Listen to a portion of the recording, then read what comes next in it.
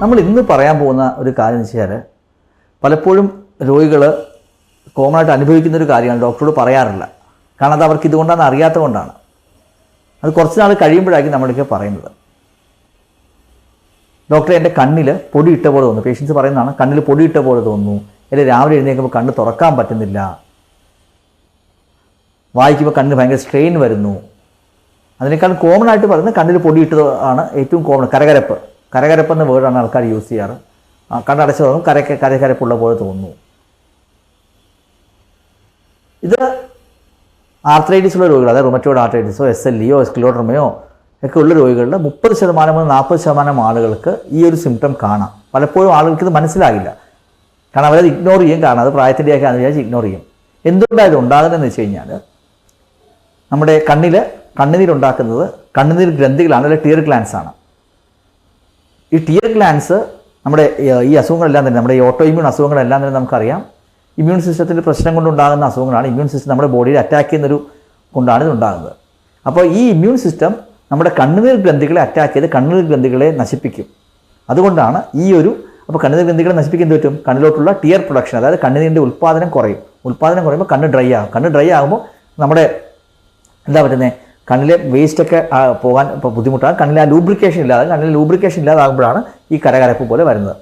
Same കാര്യമാണ് നമ്മുടെ salivary ഗ്ലാൻസിനെ ബാധിക്കും. സലൈവറി ഗ്ലാൻസിനാൽ നമ്മുടെ ഉമിനീർ ഗ്രന്ഥികളെ ബാധിക്കും. ഉമിനീർ ഗ്രന്ഥികളെ ബാധിക്കുമ്പോഴാണ് വായിൽ ഡ്രൈനസ് വരുന്നത്. അപ്പോൾ നമ്മൾ ഇന്ന് കണ്ണുനീർ ഗ്രന്ഥികളെക്കുറിച്ച് സംസാരിക്കാം. കണ്ണുനീർ ഗ്രന്ഥികളെ ബാധിക്കുന്ന ഇതിനെ വിളിക്കുന്ന പേരാണ് ഷോഗ്രെൻ സിൻഡ്രോം എന്ന് വിളിക്കും. അപ്പോൾ റുമറ്റോയ്ഡ് ആർത്രൈറ്റിസ്, ലൂപ്പസ്, SLE, സ്ക്ലിയോഡെർമ അങ്ങനെയൊക്കെ വരുമ്പോൾ അത് സെക്കൻഡറി എന്ന് വെച്ചാൽ മറ്റേ റുമറ്റോയ്ഡ് ആർത്രൈറ്റിസ് ഉള്ളവർക്ക് ഉണ്ടാകുന്ന ഷോഗ്രെൻ സിൻഡ്രോം എന്നാണ് നമ്മൾ അതിനെ വിളിക്കുന്നത്.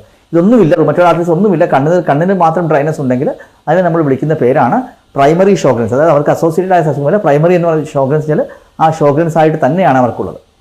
അപ്പോൾ ഞാൻ ഇന്ന് പറഞ്ഞു വരുന്നത്, ഇപ്പോൾ റുമറ്റോയ്ഡ് ആർത്രൈറ്റിസോ SLE ഉള്ള ഒരാൾക്ക് ഇങ്ങനെ കണ്ണിൽ പൊടിയിട്ട പോലെയോ കരകരപ്പോ ഉണ്ട്, അല്ലെങ്കിൽ കണ്ണടച്ച് തുറക്കാൻ ബുദ്ധിമുട്ട്, രാവിലെ എഴുന്നേൽക്കുമ്പോൾ കണ്ണ് തുറക്കാൻ ബുദ്ധിമുട്ടുണ്ടെങ്കിൽ പലപ്പോഴും അവരുടെ കണ്ണുനീരിൻ്റെ ഉൽപ്പാദനം കുറഞ്ഞതാകാനാണ് സാധ്യത.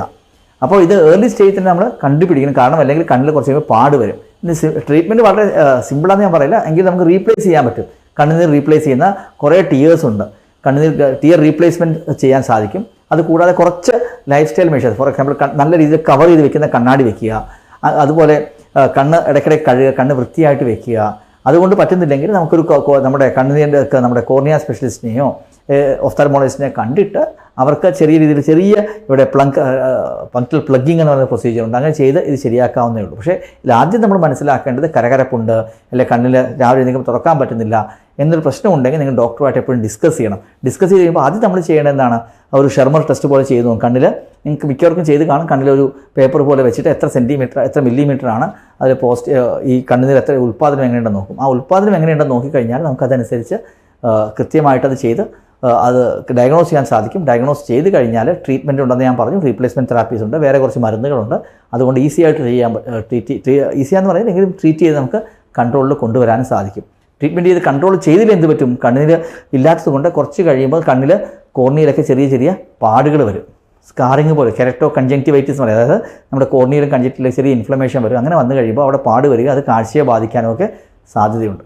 അതുകൊണ്ട് എപ്പോഴും നിങ്ങൾക്ക് കണ്ണിൽ കരകരപ്പുണ്ടെങ്കിൽ, ഇങ്ങനെ സിംറ്റം ഉണ്ടെങ്കിൽ ഡെഫിനറ്റായിട്ട് OP വരുമ്പോൾ നിങ്ങൾ ഡോക്ടറോട് പറയുക. ഡോക്ടറോട് പറഞ്ഞിട്ട് ഈ ടെസ്റ്റുകൾ നമുക്ക് കേരളത്തിൽ വളരെ സിമ്പിളായിട്ട് നമുക്ക് OP ബേസ് തന്നെ ഈ ഷെർമർ ടെസ്റ്റ് ചെയ്ത് നോക്കാൻ സാധിക്കും. അത് 5 മില്ലിമീറ്ററാണ് അതിൻ്റെ മുകളിലാണ് കുഴപ്പമില്ല, 5 മില്ലിമീറ്റർ താഴെയാണ് കണ്ണിൻ്റെ പ്രൊഡക്ഷനെങ്കിൽ ഡെഫിനറ്റ്ലി നിങ്ങൾക്ക് അത് ഷോഗ്രെൻ സിൻഡ്രോം ഉണ്ടാകാനുള്ള സാധ്യതയുണ്ട്. അത് പിന്നെ അതിനുശേഷം നമുക്ക് ഒഫ്താൽമോളജിസ്റ്റുമായിട്ട് കൺസൾട്ട് ചെയ്ത് എന്താണ് ചെയ്യേണ്ടതെന്ന് തീരുമാനിക്കാം.